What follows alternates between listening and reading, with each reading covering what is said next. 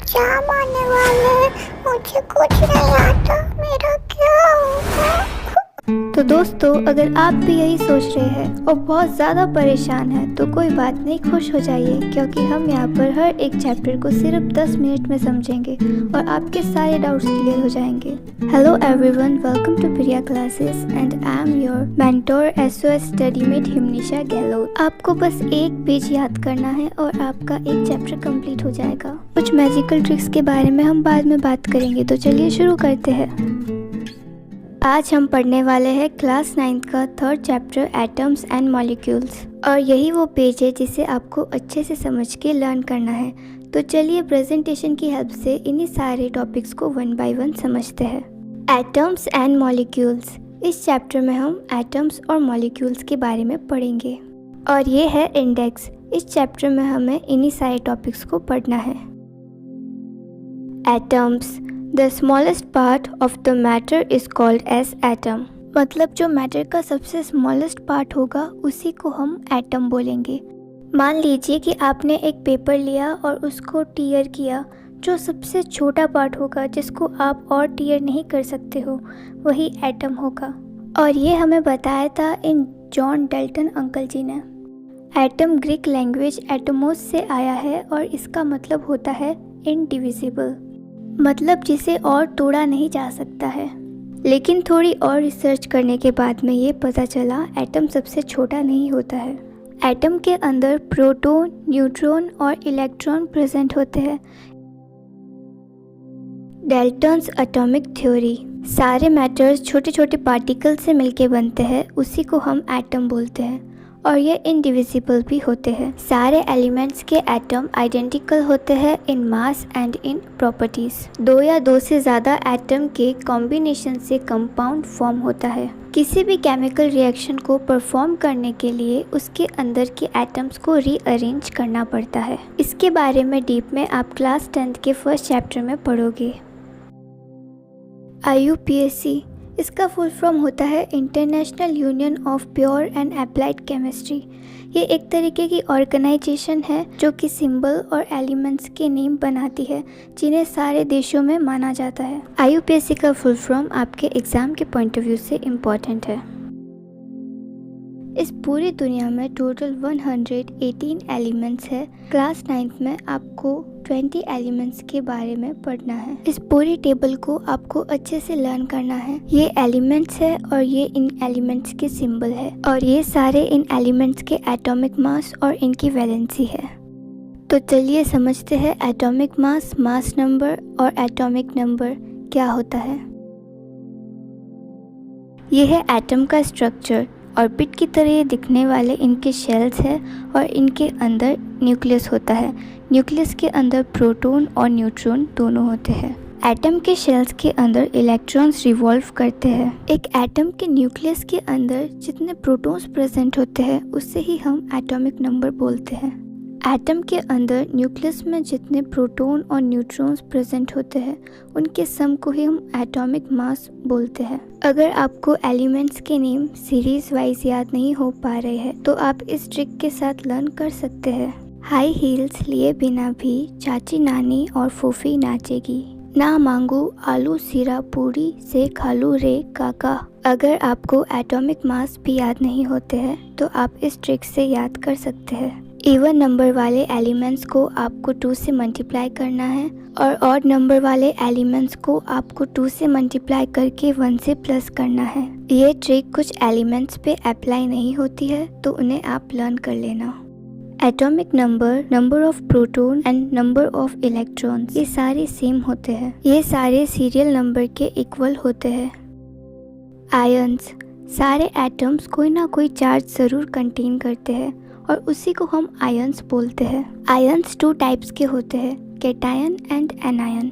जो positive charge contain करते हैं उसे कैटायन बोलते हैं, और जो नेगेटिव चार्ज कंटेन करते हैं उन्हें anion. Poly atomic ions, poly का मतलब होता है मैनी। ऐसे आयन्स जिनके पास एक से ज़्यादा एटम हो उन्हें पॉली एटॉमिक आयन्स बोलते हैं। लॉ ऑफ केमिकल कॉम्बिनेशन, इसमें आपको इन 2 लॉज के बारे में पढ़ना है। Law of conservation of mass, which is very important. Mass को ना ही हम क्रिएट कर सकते हैं और ना ही डिस्ट्रॉय, लेकिन हम इसे एक स्टेट से दूसरे स्टेट में कन्वर्ट कर सकते हैं। जैसे कि अगर हम इस लकड़ी को जलाएं तो ये ऐश में कन्वर्ट हो जाएगी। सिमिलरली अगर हम आइस को मेल्ट करें तो वाटर में, और अगर वाटर को बॉईल करें तो वेपर्स में कन्वर्ट हो जाएगा। इन सारे प्रोसेस से हमें ये पता चलता है कि हम मास को दूसरे स्टेट में कन्वर्ट तो कर सकते हैं लेकिन डिस्ट्रॉय नहीं कर सकते हैं। Law of constant proportion. जब कभी भी दो या दो से ज़्यादा एलिमेंट्स को कंबाइन किया जाता है डेफिनेट रेशियो में, तो उसे ही लॉ ऑफ कांस्टेंट प्रोपोर्शन कहते हैं। Molecules.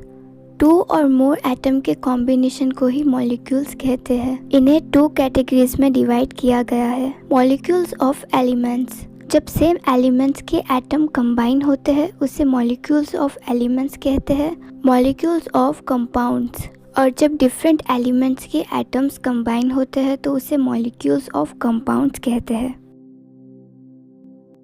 Molecular mass. Atomic mass के सम को ही मॉलिक्यूलर मास कहते हैं। इस टॉपिक पर कुछ इस तरीके से क्वेश्चन पूछे जाते हैं। NH3। नाइट्रोजन का एटॉमिक मास होता है 14 और हाइड्रोजन का एटॉमिक मास होता है 1। अब आपको बस इनके एटॉमिक नंबर्स को प्लस कर देना है और 3 से मल्टीप्लाई कर देना है। U मॉलिक्यूलर मास की यूनिट है। मॉलिक्यूलर मास के हर आंसर के पीछे आपको U ज़रूर लिखना है। कई जगह पर AMU भी लिखा होगा, आप वो भी लिख सकते हैं, जिसका फुल फॉर्म है atomic mass unit. K2CO3। Potassium का एटॉमिक मास होता है 39, कार्बन का एटॉमिक मास होता है 12, ऑक्सीजन का एटॉमिक मास होता है 16। पोटेशियम के 2 एलिमेंट्स है तो 2 से मल्टीप्लाई किया, ऑक्सीजन के 3 एलिमेंट्स है तो 3 से मल्टीप्लाई कर दिया, फिर प्लस करने पर आंसर आ गया 138U। Mg3PO4 2। ऐसे ब्रैकेट वाले क्वेश्चंस बच्चों को बहुत ज़्यादा डिफ़िकल्ट लगते हैं क्योंकि उनका आंसर हमेशा गलत आता है, तो इसे आप एक प्रॉपर मेथड से सॉल्व करना, जो अभी मैं आपको बताने वाली हूँ। मैग्नीशियम का एटॉमिक मास होता है 24, फॉस्फोरस का एटॉमिक मास होता है 31, ऑक्सीजन का एटॉमिक मास होता है 16। आपको पहले ही ब्रैकेट के पहले प्लस लगा देना है। मोस्ट ऑफ द स्टूडेंट यहीं पर गलती करते हैं, ब्रैकेट समझ के मल्टीप्लाई कर देते हैं, इधर प्लस करना होता है। फिर आपको सबसे पहले छोटे वाले ब्रैकेट को सॉल्व करना है, फिर छोटे वाले ब्रैकेट की वैल्यू को 2 से मल्टीप्लाई करके 27 से प्लस कर देना है। इस टाइप के क्वेश्चन में ब्रैकेट्स आपको पहले ही लगा लेने हैं ताकि बाद में कंफ्यूजन ना हो। और ये कुछ क्वेश्चंस आपके लिए, do it yourself. Making of chemical formula. दिए गए गिवन स्टेप को फॉलो करके आपको केमिकल फार्मूला बनाना है। Sodium chloride.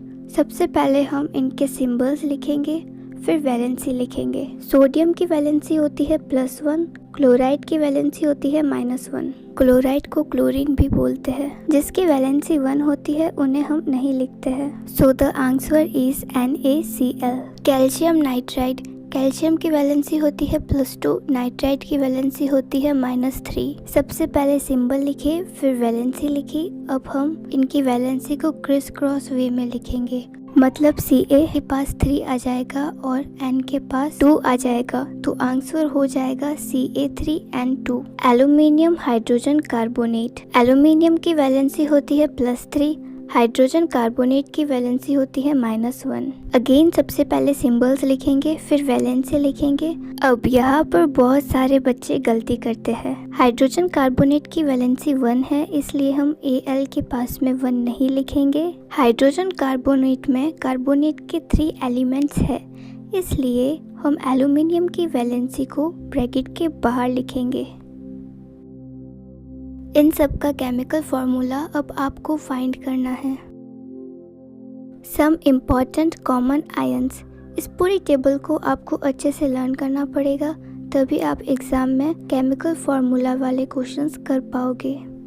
And now 3, 2, 1 congratulations, आपका 3rd चैप्टर कंप्लीट हो चुका है। 1 पेज और PPT की PDF आपको डिस्क्रिप्शन में दी गई लिंक पे मिल जाएगी। अगर आप चाहते हैं मैं इसी तरह और वीडियोस बनाऊं, so please subscribe my channel. Till then, bye bye.